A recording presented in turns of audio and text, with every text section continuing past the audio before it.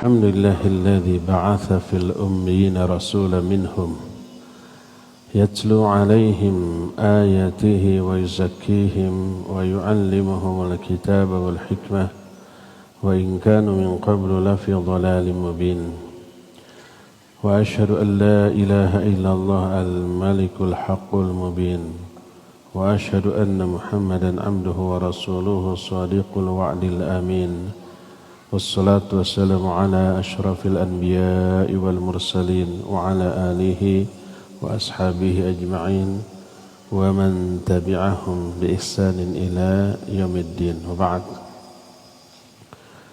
Hadirin jamaah Masjid Agung Al-Ukhuwah Bandung, ya Allah muliakan para pendengar Radio Tarbiyah Sunnah Bandung, pendengar Radio Roja di beberapa kota dan radio-radio lain yang ikut gabung, para pemirsa Roja TV dan beberapa TV lain, serta para netizen di mana saja Anda berada. Kembali kita berjumpa dalam pembahasan kitab Mukhtasar Ma'arijul Qabul. Kita sedang membahas rukun iman yang kelima, yaitu beriman kepada hari akhir. Kita sudah jelaskan salah satu di antara bagian dari iman kepada hari akhir adalah beriman kepada kematian dan beberapa peristiwa setelah kematian, seperti adanya alam kubur. Di dalamnya ada fitnah kubur, azab kubur, dan nikmat kubur. Itu sudah kita terangkan di pertemuan yang lalu. Kita lanjut. Salah satu di antara bagian dari iman kepada hari akhir adalah beriman kepada adanya tiupan sangkakala. Alam yang maha dahsyat dan sangat ajaib, dengan seluruh hidup dan kehidupan yang ada di dalamnya, itu semuanya suatu saat akan berakhir, akan hancur, akan musnah, akan fana. Allah berfirman, kullu man 'alaiha fan. Semua yang ada di alam jagat raya ini akan fana. Kullu syai'in halikun illa wajhah. Segala sesuatu itu akan binasa kecuali wajah Allah. Kata Imam Ibnu Hajar, illa dzal wajhi, kecuali sang pemilik wajah, yaitu Allah Azza wa Jalla. Dan selain Allah akan musnah, akan binasa. Binasanya makhluk ditandai dengan ditiupnya sangkakala untuk pertama kalinya. Allah berfirman dalam surah Az-Zumar ayat 68, wa nufikha fis-sur fasa'iqa man fis samawati wa man fil ard illa man syaa Allah. Ditiuplah sangkakala, maka binasalah semua yang ada di langit dan semua yang ada di bumi. Siapa yang ada di langit? Para malaikat. Yang ada di bumi, ya makhluk bumi, para malaikat yang ada di bumi, manusia, jin, binatang, tumbuhan, dan semuanya.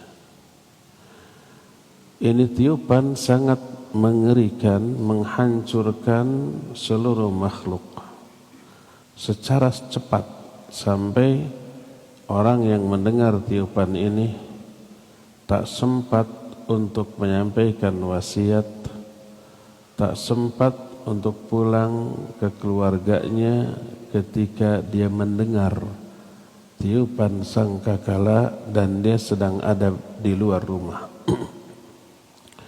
Allah terangkan dalam surah Yasin 48, ma yanzuruna illa sayhatan wahidah ta'khudhuhum wa hum yakhissimun fala yastati'una tawsiyatan wala ila ahlihim yarji'un.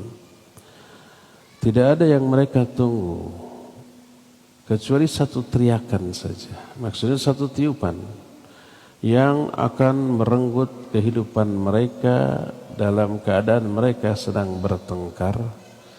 Mereka tidak mampu, tak sempat memberikan wasiat atau tak sempat pula pulang ke keluarganya. Saking cepatnya antara tiupan sangkakala tersebut dengan kehancuran. Sampai-sampai ketika ada dua orang yang sedang bertransaksi pakaian, belum selesai itu transaksi, maka ditiup sangkakala. Tidaklah terjadi transaksi, tidaklah sempat itu pakaian dilipat, kecuali kematian, kehancuran sudah merenggut mereka. Sebagaimana diterangkan dalam salah satu hadis, kata Rasul alaihi salatu wasallam, wala taqumanna as-sa'ah wa qad nashara ar-rajulan thawbahuma bainahuma fala yatabaya'ani wa la yatwiyanihi wa la taqumanna as-sa'ah wa qad insarafa ar-rajul bil labanin fala yat'amhu wala taqumanna as-sa'ah wa huwa yalitu hawdahu fala yasqi fihi wala taqumanna as-sa'ah wa qad rafa'a aklatahu ila fihi fala yat'amuha. Kiamat pasti terjadi ketika dua orang laki-laki sudah membuka, menghamparkan baju yang mereka akan jual belikan, tapi mereka tidak sempat menyelesaikan transaksinya dan tidak sempat melipat kembali bajunya. Sudah keburu kiamat. Dan pasti kiamat terjadi ketika seseorang memerah susu dari kambingnya atau untanya, tapi tak sempat mereka meminumnya. Keburu terjadi tiupan sangkakala yang menghancurkan semuanya. Dan kiamat pasti terjadi ketika seseorang menggiring untanya ke tempat minum unta, tapi tak sempat si unta itu meminum airnya. Dan kiamat pasti terjadi ketika seseorang sudah mengangkat makanannya untuk dimasukkan ke dalam mulutnya, belum sampai disuapkan ke mulutnya, lalu kehancuran pun terjadi. Ini hadis sahih diriwayatkan oleh Imam Bukhari dalam Sahih Bukhari Kitabul Fitan dari Abu Hurairah radhiyallahu an yang menunjukkan begitu cepatnya kehancuran terjadi ketika sangkakala itu ditiup. Apakah sangkakala? Bahasa Arabnya sur. Secara bahasa sur artinya qarn. Qarn itu tanduk. Karena memang bentuk dari sangkakala ini seperti tanduk. Dengan ukuran yang tidak bisa diperkirakan saking besarnya.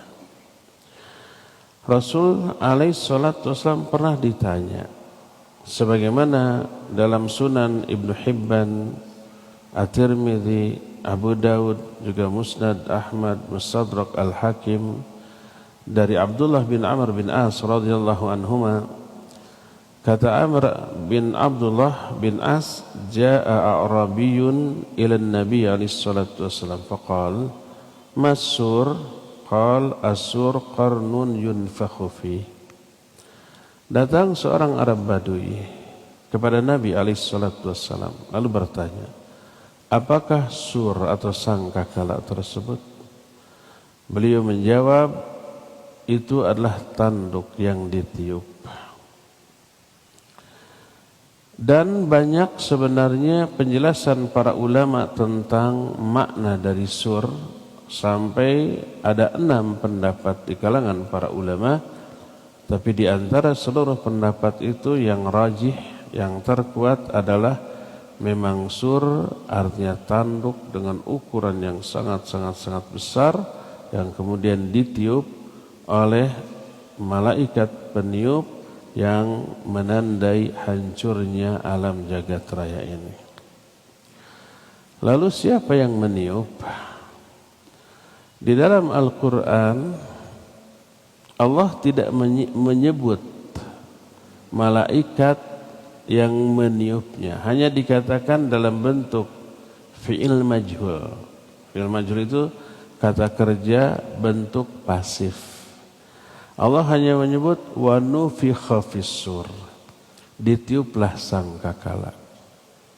Tapi siapa yang meniupnya tidak pernah disebutkan dalam Al-Quran atau hadis yang sahih. Dalam hadis pun Rasul sallallahu alaihi wasallam tidak menyebut nama malaikat ini. Seperti hadis dari Abu Hurairah radhiyallahu an, riwayat Al-Hakim dalam kitab Al-Mustadrak, inna tarfa sahibis sur mundu ukila bihi musta'indun yanzuru nahwal arsh makhafatan ayyumara qabla ayyartada ilaihi tarfuh. Kata Nabi alaihi salatu wasallam, sesungguhnya mata dari malaikat pemegang sangkakala sejak dia ditugaskan, dia bersiap sambil memandang ke arah arsy, ke atas arsy, sebab Allah istiwa di atas arsy. Dia takut datang perintah ketika dia berkedip, maka tidak pernah berkedip.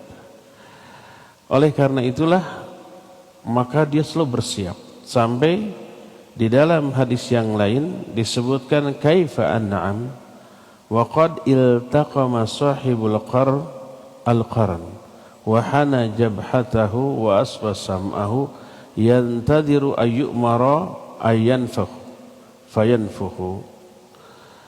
Kata Nabi SAW, bagaimana aku bisa bersenang-senang di dunia, padahal malaikat pemegang sangkakala telah mengulum ujung sangkakalanya, sudah dimasukkan ke mulutnya, tinggal ditiup. Dia mengernyitkan dahinya, memasang telinganya, menunggu untuk diperintahkan agar ditiup, dia langsung meniup. Hadis ini pun sahih, diriwayatkan oleh Imam At-Tirmidzi dalam kitab Sunannya, Abu Nuaim dalam kitab Hilyah, Abu Ya'la dalam kitab Musnadnya, termasuk Al-Hakim dalam kitab Al-Mustadrak, dan hadis ini sahih. Hanya disebut malaikat pemegang sur. Tapi siapa pemegang sur ini tidak disebut. Sebagian ulama ada yang mengatakan yang meniup adalah Israfil, seperti perkataan Imam Ibnu Hajar Al-Asqalani rahimahullah, salah seorang ulama Ahlus Sunnah madhab Syafi'i, penyusun kitab Fathul Bari Syarah Sahih Bukhari, penyusun kitab Bulughul Maram tentang masalah fiqh. Beliau berkata, ustusyira anna sahibas sur Israfil alaihissalam wa naqala fi al-Hulaimi al-ijma'. Telah masyhur, populer, bahwa pemegang sur adalah Israfil alaihissalam. Al-Hulaimi menyatakan sudah ijma' di kalangan para ulama tentang hal ini.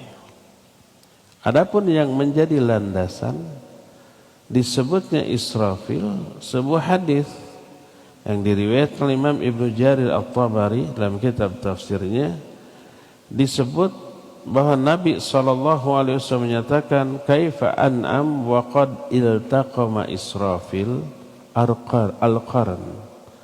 Bagaimana aku bisa bersenang-senang di dunia, padahal Israfil sudah mengulum, memasukkan al-qarn itu ke dalam mulutnya. Tapi sanad hadis ini dhaif. Ini satu-satunya hadis yang menyebut Israfil sebagai peniup sangkakala dengan sanad yang dhaif. Sehingga sebagian ulama ada yang tawakuf. Mereka meyakini Israfil itu ada sebagai nama malaikat. walaupun tidak disebut dalam Al-Quran. Yang disebut dalam Al-Quran Jibril, Mikail disebut, tapi Israfil tidak. Cuma ada hadis yang sahih riwayat Bukhari dan Muslim yang menyebut nama Israfil, seperti doa iftitah dalam salat tahajud yang dibaca oleh Nabi SAW ketika beliau tahajud membaca iftitah, Allahumma rabba Jibril wa Mikail wa Israfil fatiras samawati wal ard alimal ghaibi wasyahadah, sampai akhirnya. Kata Rasul SAW, Allahumma rabba Jibril, wahai Allah penguasa malaikat Jibril, Israfil, Jibril, Mikail dan Israfil. Nama Israfil disebut dalam hadis yang sahih walaupun tidak disebut dalam Al-Quran. Al-Quran dan hadis yang sahih menyebut sangkakala ditiup oleh malaikat tanpa menyebut nama. Oleh karena itu sebagian ulama menyatakan karena ini perkara gaib. Perkara gaib tidak boleh didasarkan kepada hadis yang dhaif. Harus hadis yang sahih atau Al-Quran. Maka sebagian ulama menyatakan tidak mengaitkan, tidak memastikan bahwa peniup sangkakala itu adalah Israfil. Tapi sebagian ulama Ahlus Sunnah seperti Imam Ibnu Katsir rahimahullah dalam kitab tafsirnya, seperti Imam Ibnu Hajar Al-Asqalani rahimahullah juga menyatakan bahwa peniup sangkakala adalah Israfil. Ikhtilaf di kalangan para ulama, wallahu a'lam. Maka ketika Nabi SAW menyatakan bagaimana aku akan senang-senang di dunia, padahal pemegang sangkakala sudah mengulum sangkakala di mulutnya, menunggu untuk ditiup. Begitu ada perintah langsung ditiup. Sudah siap. Apa kata para sahabat? Fa kaifa naqulu ya Rasulullah? Kalau begitu apa yang harus kita katakan wahai Rasulullah? Beliau bersabda, qulu hasbunallah wa ni'mal wakil, tawakkalna 'alallahi rabbina. Katakan oleh kalian hasbunallah wa ni'mal wakil. Cukuplah Allah bagi kami dan Dia sebaik-baik pelindung. Tawakkalna 'alallahi rabbina. Kami hanya bertawakal kepada Allah sebagai Rabb kami. Berkata Imam At-Tirmidzi, salah satu di antara periwayat dari hadis ini, haditsun hasanun. Hadis ini hasan dan Syekh Al-Albani menyatakan hadis ini sahih dalam kitab Silsilah Al-Ahadits As-Sahihah. Kapan sangkakala ini ditiup? Harinya sudah disebut, sudah ditentukan, yaitu hari Jumat. Cuma Jumat kapan, tahun berapa, bulan apa tidak disebut. Sebagaimana diterangkan dalam hadis Sahih Muslim dari Abu Hurairah radhiyallahu an, berkata alaihi salatu wassalam, khairu yaumin tal'at alaihi syamsu yaumul jum'ah fihi khuliqa Adam wa fihi udkhilal jannah wa fihi ukhraju minha wala taqumus sa'ah illa yaumul jum'ah. Sebaik-baik hari yang di hari itu matahari masih terbit adalah hari Jumat. Di hari Jumatlah Allah menciptakan Adam. Di hari Jumat pula Allah masukkan Adam ke dalam surga. Di hari Jumat pula Allah keluarkan Adam dari surga dan tidaklah kiamat terjadi kecuali hari Jumat. Dalam hadis lain dari Aus bin Aus radhiyallahu an, berkata Nabi alaihi salatu wasallam, inna min afdali ayyamikum yaumal jumu'ah fihi khuliqa Adam wa fihi qubida wa fihi an-nafkhah wa fihi as-saqqa fa'akthiru alayya minas salati fihi fa inna salatakum ma'rudatun alayya. Kata Nabi alaihi salatu wassalam, sesungguhnya hari yang paling utama dari hari-hari kalian adalah hari Jumat. Di hari Jumat Adam diciptakan. Di hari Jumat pula Adam dicabut rohnya. Di hari Jumat pula ditiup sangkakala, dan di hari Jumat pula seluruh makhluk binasa. Perbanyak oleh kalian bersolawat kepadaku di hari Jumat, karena solawat kalian itu akan ditampakkan kepadaku. Ini anjuran untuk memperbanyak solawat. Malam Jumat, hari Jumat, perbanyak solawat. Berapa jumlahnya? Tidak perlu dihitung. Sebanyak mungkin. Sedang apapun. Sedang berjalan, solawat. Sedang duduk, solawat. Sedang berbaring, solawat. Nyetir mobil, nyetir motor, dibonceng, asal jangan lagi di WC. Bersolawat tidak boleh, karena menghinakan nilai solawat yang agung kalau dilakukan di dalam WC. Hadis tersebut diriwayatkan Imam Abu Daud, An-Nasai, Ibnu Majah dan yang lain-lain dengan sanad yang sahih yang menunjukkan bahwa ditiupnya sangkakala itu hari Jumat. Dalam hadis lain yang diterima dari Anas radhiyallahu an, berkata Rasul alaihi salatu wassalam, "Uridat alayyal ayyam, fa uridu alayya fiha yaumul jum'ah." فإذا هي كمرأة بيضاء في وسطها نكتة سوداء فقلت ما هذه قيل الساعة. Ditampakkan kepadaku hari-hari, dan di antara hari ditampakkan seluruh hari Jumat. Hari Jumat sejak awal sampai akhir diperlihatkan kepada Nabi SAW. Ternyata gambaran hari Jumat itu tak ubahnya seperti cermin yang bening, bersih, kinclong.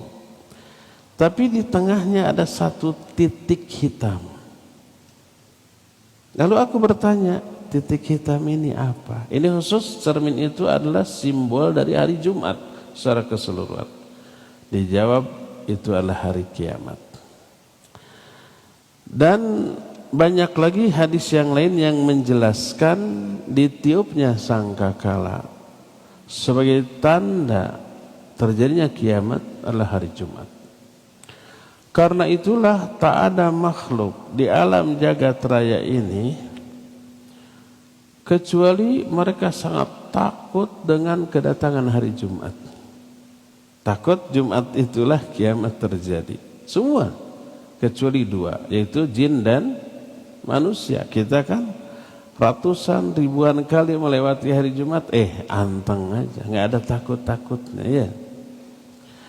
Sebagaimana diterangkan dalam salah satu hadis diriwayatkan Imam Malik dalam kitab Al-Muwatta, Abu Daud dalam kitab Sunannya, juga At-Tirmidzi dan An-Nasi serta Imam Ahmad dalam Musnadnya dari Abu Hurairah radhiyallahu an berkata, Rasul alaihi salatu wassalam, "Su yaumul jum'ah, fihi khuliqa Adam, wa fihi hubita, wa fihi tiba alaih, wa fihi mata, wa fihi taqumus sa'ah, wa min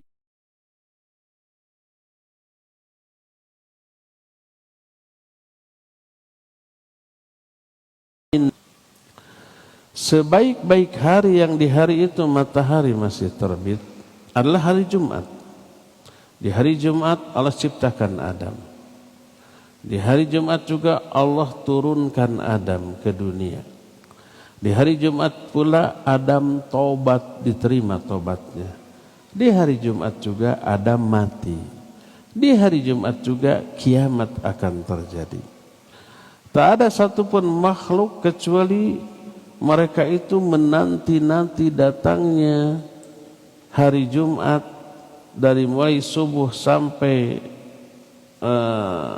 matahari tenggelam, karena takut terhadap terjadinya kiamat. Setiap hari Jumat mereka nunggu dengan tegang, jangan-jangan Jumat sekarang ini kiamat terjadi. Semua begitu, kecuali jin dan manusia. Ini yang tidak merasa takut, tidak merasa tegang dengan datangnya hari Jumat. Ya. Berapa kali sangkakala ditiup? Ulama ikhtilaf. Ada yang menyatakan 2 kali, ada yang menyatakan 3 kali. Al-Quran hanya menjelaskan 2 kali tiupan. Seperti dalam Al-Quran surah Az-Zumar 68. Allah berfirman, wa nufikha fis-sur fasa'iqa man fis samawati wa man fil ard illa man sya'allah thumma nufikha fihi ukhra fa idahum qiyamun yanzurun. Ditiuplah sangkakala. Ini tiupan pertama.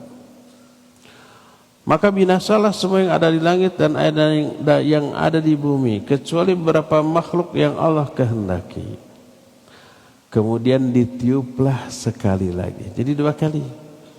Tiba-tiba semua makhluk yang sudah mati itu bangkit lagi berdiri dan mereka menunggu untuk dihisab. Quran hanya menjelaskan 2 kali. Dalam surah An-Nazi'at ayat 6 dan 7 Allah menyebut 2 kali tiupan. Tiupan yang pertama disebut rajifah, tiupan yang kedua disebut radifah. Sebagaimana firman Allah, yauma tarjufur rajifah tatba'uhar radifah. Pada hari ketika tarjufur rajifah, maknanya ditiup sangkakala yang pertama. Tatba'uhar radifah, kemudian diikuti dengan tiupan yang kedua. Jadi 2 kali. Kadang-kadang tiupan yang pertama disebut dengan soihah, yang kedua dengan nafkhah. Soihah itu teriakan.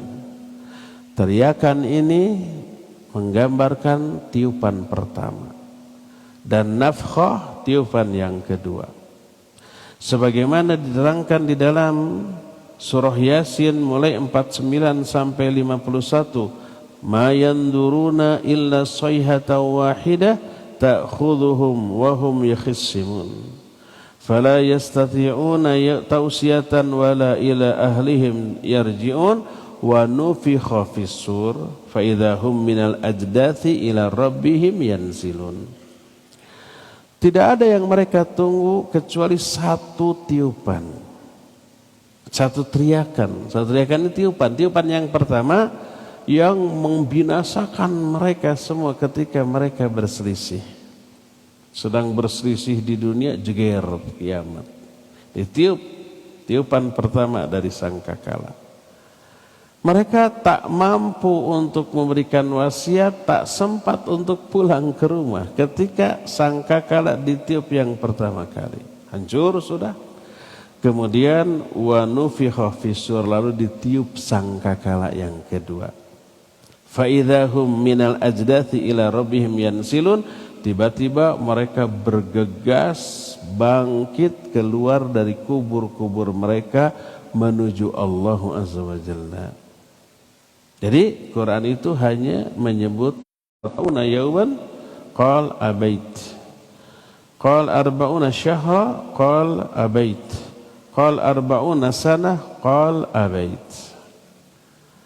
Kata Rasul sallallahu alaihi wasallam, jarak waktu antara 2 tiupan 40. Abu Hurairah mendengar itu dari Nabi sallallahu alaihi wasallam. Lalu disampaikan ke murid-muridnya. Apa kata murid-muridnya? Wahai Abu Hurairah, apa 40 yang dimaksud? Apakah 40 hari? Kata Abu Hurairah, abait, aku enggan menjawab. Apa 40 bulan? Aku enggak mau jawab. Apa 40 tahun? Aku juga enggak mau jawab. Jadi jarak waktu antara 2 tiupan itu 40, mungkin 40 jam, 40 hari, 40 pekan, bulan, atau bahkan 40 tahun, atau bahkan 40 abad, wallahu a'lam. Tapi jelas ini jarak waktu antara dua tiupan, dan ini menunjukkan tiupan sangkakala itu hanya 2 kali. Dari sinilah maka mayoritas ulama menyatakan tiupan sangkakala itu hanya 2 kali dan tidak 3 kali. Itu yang pertama. Pendapat kedua, ada lagi yang menyatakan bahwa tiupan itu 3 kali. Tiupan pertama disebut nafkhatul faz'i, tiupan yang mengejutkan, semua makhluk terkejut tapi belum mati. Terus tiupan kedua baru mati, tiupan ketiga dibangkitkan lagi.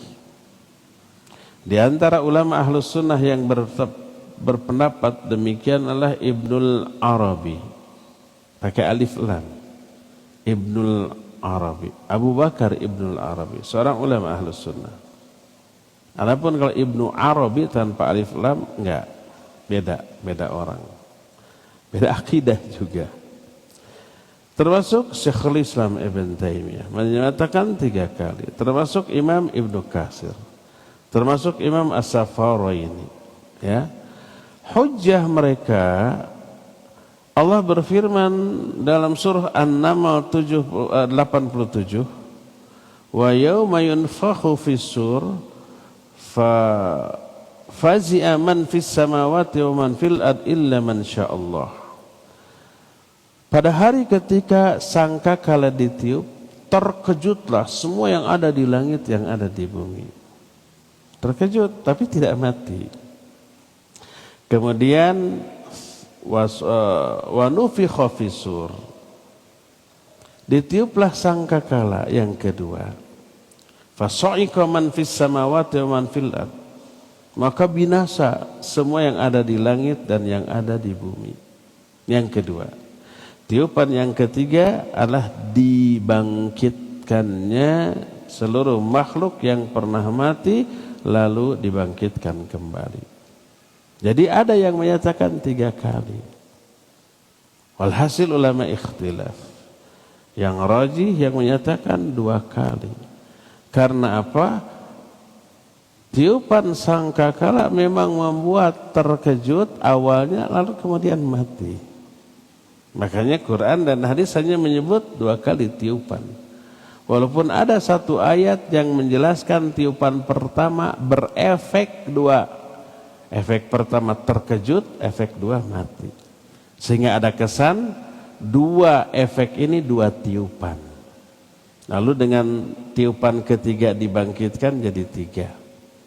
Tapi ulama yang berpendapat hanya 2 kali, tiupan pertama ini berefek 2 efek. Efek pertama terkejut, lalu setelah itu kemudian mati, ya. Inilah pendapat yang lebih rajih 2 kali.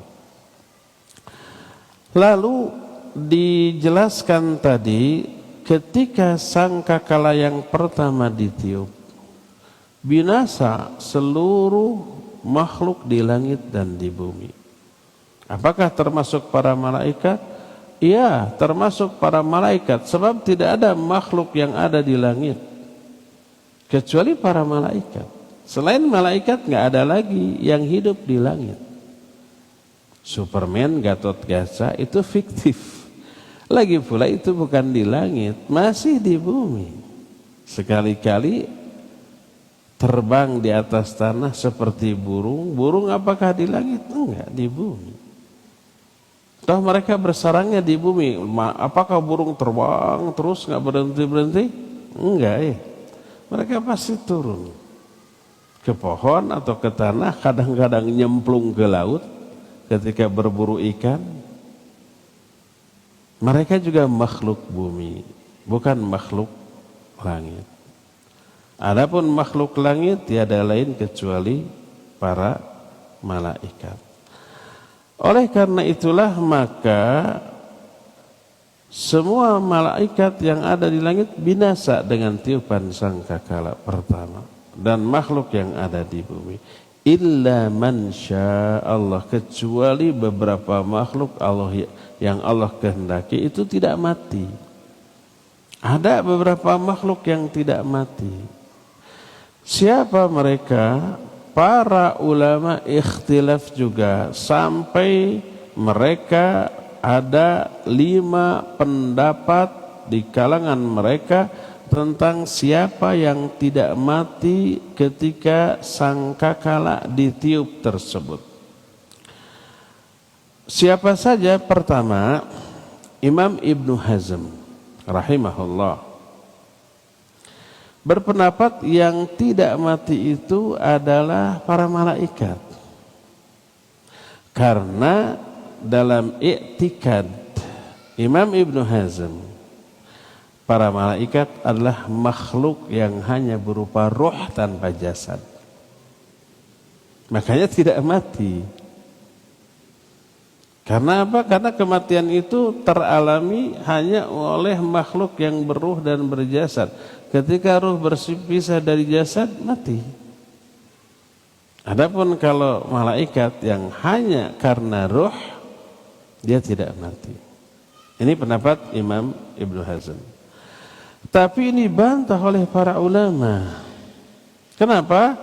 Karena para malaikat adalah makhluk yang berjasad dan berruh. Jasadnya diciptakan dari cahaya. Sebagaimana sabda Rasul sallallahu alaihi wasallam, khuliqatil malaikatu min nur wa khuliqal jin aw khuliqal jan mimma rijmin nar wa khuliqa adam mimma usifa lakum. Malaikat diciptakan dari cahaya, jin diciptakan dari api, sedangkan Adam diciptakan dari apa-apa yang sudah diterangkan kepada kalian, dari tanah bercampur air. Maksud diciptakan itu jasadnya. Jasad malaikat diciptakan dari cahaya, jasad jin diciptakan dari api, jasad manusia diciptakan dari tanah. Tapi tidak berarti malaikat berupa cahaya, sebagaimana jin tidak berupa api dan manusia tidak berupa tanah, cuma bahan penciptaannya dari sana.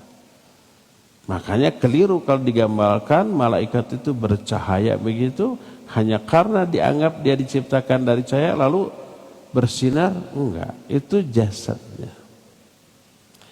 Adapun ruhnya tidak diterangkan terbuat dari apa, baik ruh malaikat, jin ataupun manusia bahkan hewan ada ruhnya, tapi tak ada keterangan apa bahan penciptaan ruh. Dan Allah hanya memberikan informasi yang super sedikit tentang ruh. Wa yas'alunaka 'anir ruh qulir ruhu min amri rabbi wa ma utitum minal ilmi illa qalila. Mereka bertanya kepada engkau tentang ruh. Jawab olehmu, ruh itu urusan Allah. Dan kalian tidak diberikan ilmu tentang ruh kecuali hanya sedikit saja. Dari apa bahannya tidak diterangkan. Kalau fisiknya, jasadnya diterangkan. Malaikat dari cahaya, jin dari api, dan manusia dari tanah. Ya, adapun ruhnya tidak. Nah, oleh karena itulah maka malaikat adalah makhluk yang berjasad dan berruh. Karena itu suatu saat mungkin malaikat mati, ya, terpisah ruhnya dari jasadnya. Sebagaimana diterangkan dalam salah satu hadis yang sahih bahwa Rasul sallallahu alaihi wasallam bersabda, innallaha idza takallama bil wahyi akhadhal malaikatu minhu mithlul ghash wa fi riwayatin idza sami'atil malaikatu kalamahu sa'iku. Sesungguhnya Allah apabila berbicara dengan wahyu, umpamanya Allah menyatakan besok aku tetapkan begini, begini, begini, malaikat mendengar. ketika Allah berbicara para malaikat pingsan. Dalam riwayat lain, apabila malaikat mendengar firman Allah, so'iku, mereka itu pingsan.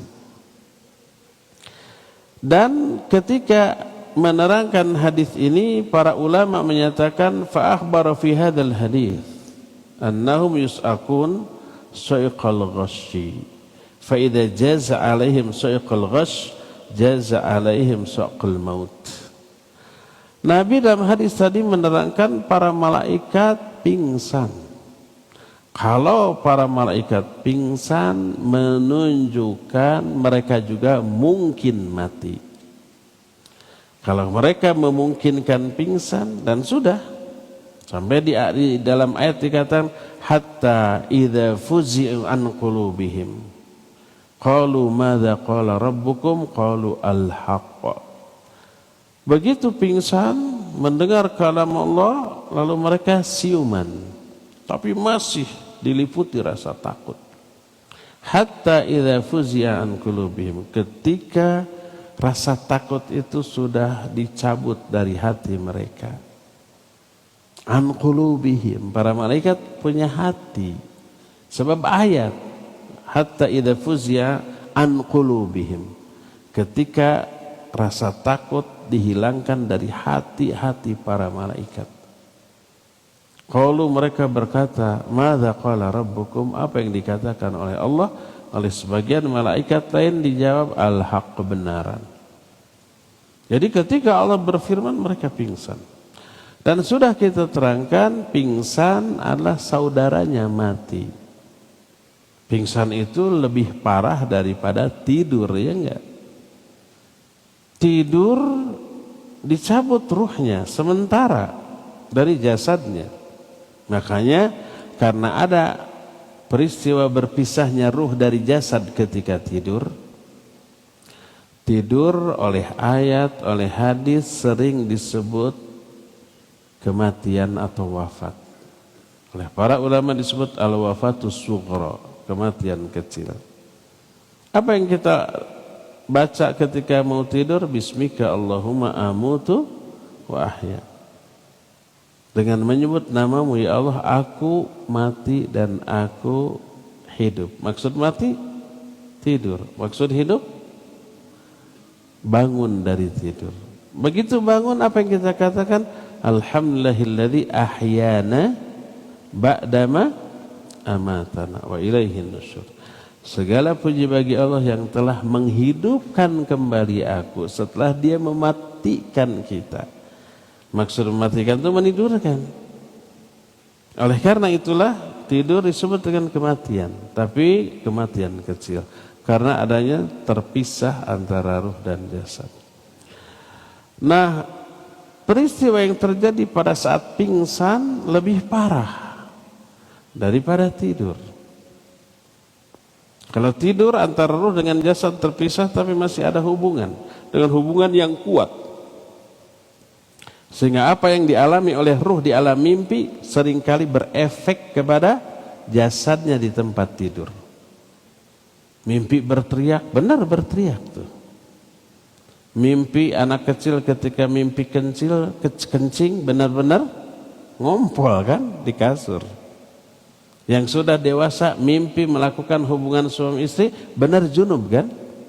Masih ada hubungan dengan hubungan yang kuat. Adapun pingsan lebih parah.